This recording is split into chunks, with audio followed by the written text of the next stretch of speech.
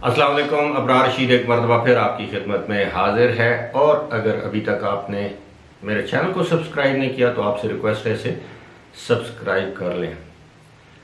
पाकिस्तान में corona virus की वबा दिन ब दिन संगीन और तशवीशनाक सूरत हाल तो इख्तियार कर ही रही है, लेकिन इसके साथ ही साथ पाकिस्तान को एक और बड़ी वबा या एक और बड़े ख़तरे का सामना है।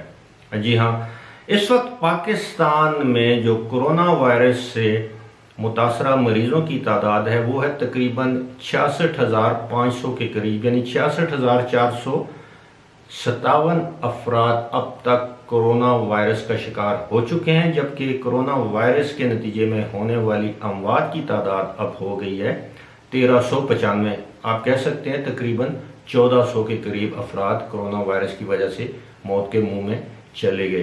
दूसरी जानब यूएई में ये तादाद है जो अफराद मुतासर हुए कोरोना वायरस से, उनकी तादाद है 33,170, जबकि जो इस वायरस के नतीजे में होने वाली अमवात हैं उनकी तादाद है 260।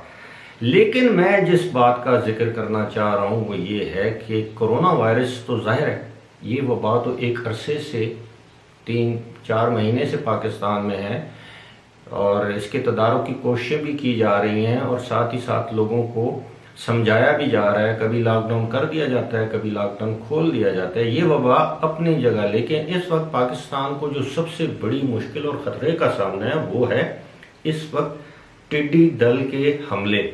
इस वक्त पाकिस्तान के 60 अजला में टिड्डी दल ने या टिड्डी ने हमले कर दिए हैं और इन हमलों के नतीजे में बेतहाशा फसलों का नुकसान हुआ है, जिसमें फलों के बागात भी शामिल हैं, ज़रूरी अजनास की फसलें हैं। ख़ास तौर पर ये जो टिड्डी है इसके हमलों के नतीजे में सिंध, बलूचिस्तान और जनूबी पंजाब में फसलें बिल्कुल तबाह हो चुकी हैं। और आप सब जानते हैं, हम सब जानते हैं कि पाकिस्तान तो एक ज़रूरी मुल्क है। पाकिस्तान ज़रूरी अजनास में बहुत हद तक खुद कफील है और पाकिस्तान में टिड्डी दल के हमले, और वो भी 60 अजला में, यानी पाकिस्तान में तकरीबन 134 या 135 अजला हैं, लगभग इतने ही, और उनमें से 60 अजला यानी आधे अजला में इस टिड्डी ने या ये जानवर कह लें, कीड़ा कह लें, जो भी है, इसने हमला कर दिया है। और इसको शुरू में हुकूमत ने संजीदा नहीं लिया। हमारी ये बदकिस्मती है कि हम जिस वक्त कोई भी वबा, कोई भी मुसीबत बिल्कुल हमारे गले पड़ जाती है तो उस वक्त फिर हम उसके बारे में सोचते हैं कि अब क्या करना चाहिए। टिड्डी दल गुज़श्ता साल से बलूचिस्तान और सिंध के बाद इलाकों में इसने हमले किए, लेकिन हमने मौसर तौर पर इसको रोकने के इक़दाम नहीं किए। जो लोग शारजा और अजमान में रहते हैं उनको भी अच्छी तरह मालूम है कि इसी साल टिड्डी दल ने अजमान, शारजा के बाज़ इलाकों में भी हमले किए थे, लेकिन बरवक्त और मौसर कार्रवाई करके इस पर काबू पा लिया गया।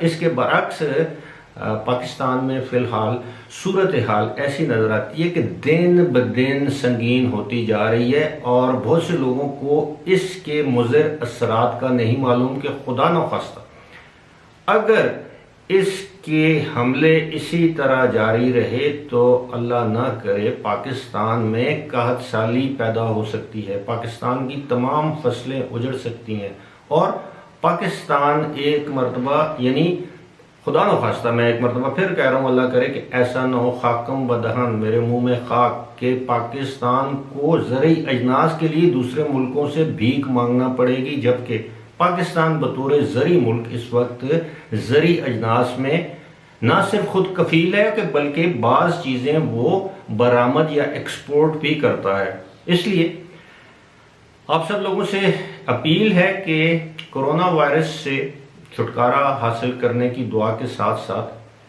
ये जो एक और आफत हमारे गले पड़ गई है इससे भी छुटकारा हासिल करने की दुआ करें।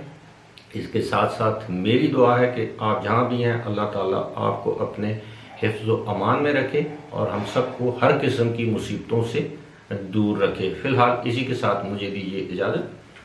खुदा हाफ़िज़।